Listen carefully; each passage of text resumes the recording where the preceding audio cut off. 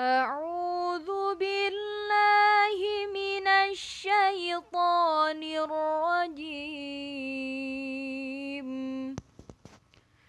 بسم الله الرحمن الرحيم.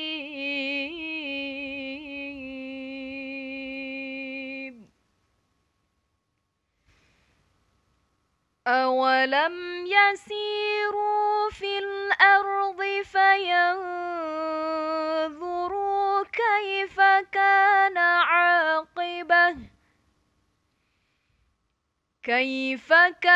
عاقبة الذين من قبلهم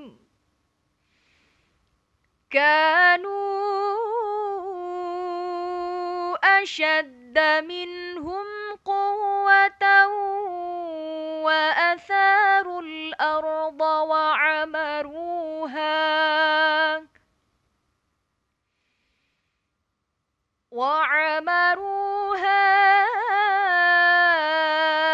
أكثر مما عمروها وجاءتهم رسلهم بالبينات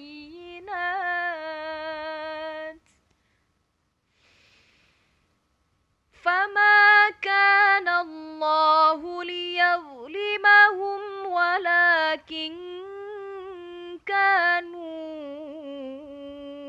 أنفسهم يظلمون.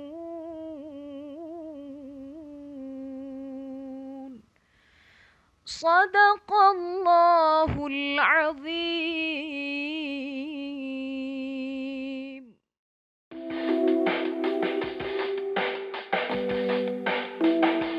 Islam masa lalu yang gemilang telah banyak memengaruhi peradaban umat manusia di dunia ini. Memang merupakan sebuah realitas sejarah. Dengan mengenang kembali masa-masa kejayaan dulu, diharapkan umat Islam secara sadar dan jujur akan mampu melihat kembali kebesaran peradaban Islam masa lalu, sekaligus mengembalikan potensi untuk hadir pada masa kini dan masa yang akan datang. Waktu bergerak maju dan tidak pernah mundur. Begitu juga peristiwa sejarah. Kita sebagai manusia yang diberi akal pastinya harus mengingat apa yang terjadi pada masa lalu dan bagaimana kejadiannya. Akal bisa memprediksi kejadian yang akan datang dengan belajar dari masa lalu. Pertama, runtuhnya peradaban Islam pada masa lalu dikarenakan mulai pudarnya ketaatan pemeluknya kepada Sang Khalik, saling dengki dan serakah. Yang kedua, modernisasi telah mengglobal. Ini ditandai dengan berkembang pesatnya alat-alat telekomunikasi dan informasi. Dan yang ketiga, perpustakaan sekolah sebagai jantung peradaban tidak banyak dikunjungi karena terlena dengan mainan baru berupa alat komunikasi. Harun Nasution menyebutkan bahwa Islam terbagi ke dalam 3 periode besar. Pertama, periode klasik. Periode klasik merupakan periode kejayaan Islam yang dibagi ke dalam 2 fase, yakni fase ekspansi pada tahun 650 sampai tahun 1000 Masehi dan fase disintegrasi pada tahun 1000 sampai dengan 1250 Masehi. Yang kedua, periode pertengahan. Periode pertengahan merupakan periode kemunduran Islam yang dibagi ke dalam 2 fase, yakni fase kemunduran pada tahun 1250 sampai 1500 Masehi dan fase munculnya ketiga kerajaan besar, yakni pada tahun 1500 sampai 1800 Masehi, yang dimulai dengan zaman kemajuan pada tahun 1500 sampai 1700 Masehi dan zaman kemunduran pada tahun 1700 sampai 1800 Masehi. Dan yang ketiga, periode modern. Periode modern merupakan periode kebangkitan umat Islam yang ditandai dengan munculnya para pembaharu Islam. Periode ini terjadi mulai tahun 1800 sampai saat ini. Masa kejayaan Islam terjadi pada sekitar tahun 650 sampai 1250 Masehi. Periode ini disebut periode klasik. Pada kurun waktu ini terdapat dua kerajaan besar, yakni Kerajaan Umayyah atau sering disebut Daulah Umayyah dan Kerajaan Abbasiyah yang sering disebut dengan Daulah Abbasiyah. Pada masa Bani Umayyah, perkembangan Islam ditandai dengan meluasnya wilayah kekuasaan Islam dan berdirinya bangunan-bangunan sebagai pusat dakwah Islam. Kemajuan Islam pada masa ini meliputi bidang politik, keagamaan, ekonomi, ilmu bangunan atau arsitektur, bidang sosial dan bidang militer. Sementara perkembangan Islam pada masa Bani Abbasiyah ditandai dengan pesatnya perkembangan ilmu pengetahuan. Kemajuan Islam pada masa ini meliputi bidang ilmu pengetahuan, bidang ekonomi, bidang ilmu bangunan atau arsitektur, bidang sosial dan bidang militer. Berikut beberapa faktor internal yang menyebabkan kemajuan umat Islam pada masa itu. Pertama, konsistensi dan istiqomah umat Islam kepada ajaran Islam. Yang kedua, ajaran Islam yang mendorong umatnya untuk maju. Yang ketiga, Islam sebagai rahmat seluruh alam. Dan yang keempat, Islam sebagai agama dakwah sekaligus keseimbangan dalam menggapai kehidupan duniawi dan ukhrawi. Adapun faktor eksternal yang menyebabkan kemajuan umat Islam pada masa itu adalah sebagai berikut. Pertama, terjadinya asimilasi antara bangsa Arab dan bangsa-bangsa lain yang lebih dahulu mengalami perkembangan dalam ilmu pengetahuan. Yang kedua, pada masa periode klasik, usaha penerjemahan kitab-kitab asing dilakukan dengan giat sekali.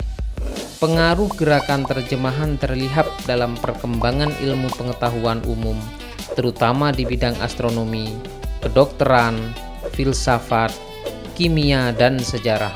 Selain faktor internal dan faktor eksternal, kejayaan Islam juga disebabkan pula oleh adanya gerakan ilmiah atau etos keilmuan dari para ulama yang ada pada periode klasik, antara lain sebagai berikut. Pertama, melaksanakan ajaran Al-Quran secara maksimal, di mana banyak ayat dalam Al-Quran yang menyuruh agar kita menggunakan akal dalam berpikir. Yang kedua, melaksanakan isi hadis, di mana banyak hadis yang menyuruh kita untuk terus-menerus menuntut ilmu meskipun harus ke negeri Cina. Yang ketiga, mengembangkan ilmu agama dengan berijtihad, ilmu pengetahuan umum dengan mempelajari ilmu filsafat Yunani. Dan yang keempat, ulama yang berdiri sendiri serta menolak untuk menjadi pegawai pemerintahan.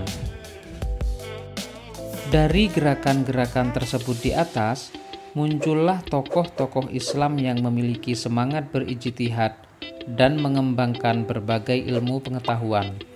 Beberapa di antaranya dijabarkan sebagai berikut. Pertama, Ibnu Rushd. Nama lengkap Ibnu Rushd adalah Abu Al-Walid Muhammad Ibnu Rushd. Lahir di Cordova, Spanyol pada tahun 520 Hijriah dan wafat di Maroko pada tahun 595 Hijriah. Beliau menguasai ilmu fikih, ilmu kalam, sastra Arab, matematika, fisika astronomi, kedokteran, dan filsafat. Karya beliau antara lain adalah Kitab Bidayah Al-Mujtahid, yakni kitab yang membahas tentang fikih, dan beberapa karya-karya lainnya. Yang kedua, Imam Al-Ghazali. Nama lengkap beliau adalah Abu Hamid Al-Ghazali. Lahir di desa Ghazalah, dekat Tus, Iran Utara pada tahun 450 Hijriah dan wafat pada tahun 505 Hijriah di Iran Utara. Beliau dididik dalam keluarga dan guru yang zuhud, yang hidup sederhana dan tidak tamak terhadap kehidupan dunia. Beliau belajar di Madrasah Imam Al-Juwaini. Setelah beliau menderita sakit, kemudian berkholwat atau mengasingkan diri dari halayak ramai dengan niat beribadah mendekatkan diri kepada Allah. Beberapa di antara karya Imam Al-Ghazali yang terkenal adalah Ihya Ulumuddin, yakni membahas masalah-masalah ilmu akidah, ibadah, akhlak, dan tasawuf berdasarkan Al-Quran dan hadis. Yang ketiga, Al-Kindi. Nama lengkap beliau adalah Yakub bin Ishaq Al-Kindi. Lahir di Kufah pada tahun 805 Masehi dan wafat di Baghdad pada tahun 873 Masehi. Al-Kindi termasuk cendekiawan muslim yang produktif. Hasil karyanya di bidang filsafat, logika, astronomi, kedokteran, ilmu jiwa, politik, musik, dan matematika sangat banyak. Beliau berpendapat bahwa filsafat tidak bertentangan dengan agama karena sama-sama membicarakan tentang kebenaran. Yang keempat, Al-Farabi. Nama lengkapnya adalah Abu Nasr Muhammad Ibnu Tarkhan Ibnu Uslah Al-Farabi. Lahir di Farabi, Transosania pada tahun 872 Masehi dan wafat di Damsyik pada tahun 950 Masehi. Beliau keturunan Turki. Al-Farabi menekuni berbagai bidang ilmu pengetahuan, antara lain logika, musik, kemiliteran, metafisika, ilmu alam, teologi, dan astronomi. Yang kelima, Ibnu Sina. Nama lengkapnya adalah Abu Ali Al-Husain Ibnu Abdullah Ibnu Sina.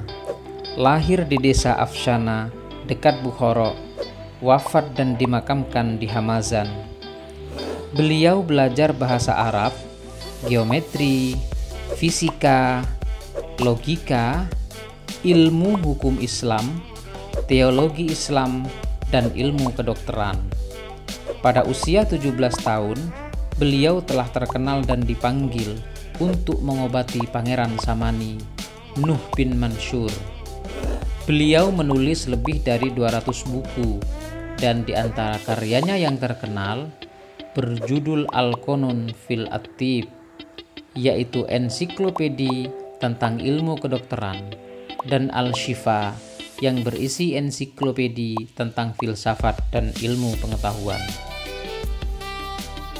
Perilaku mulia yang perlu dilestarikan dalam mengambil pelajaran berkaitan dengan masa kejayaan Islam adalah sebagai berikut. Pertama, menuntut ilmu seluas mungkin agar mengetahui informasi yang berkembang, baik yang sudah lampau maupun yang akan datang. Yang kedua, mempelajari bahasa-bahasa asing dan menerjemahkan buku-buku berbahasa asing. Yang ketiga, melakukan penelitian tentang berbagai macam permasalahan yang ada di lingkungan kita, karena dengan meneliti, permasalahan dapat diketahui penyebab dan penyelesaiannya. Yang keempat, memberikan pengetahuan yang dimiliki kepada orang lain yang belum mengetahui. Dan yang kelima, kreatif dan tekun dalam menggali ilmu pengetahuan agar mengetahui apa yang tersembunyi dan menghasilkan apa yang diinginkan.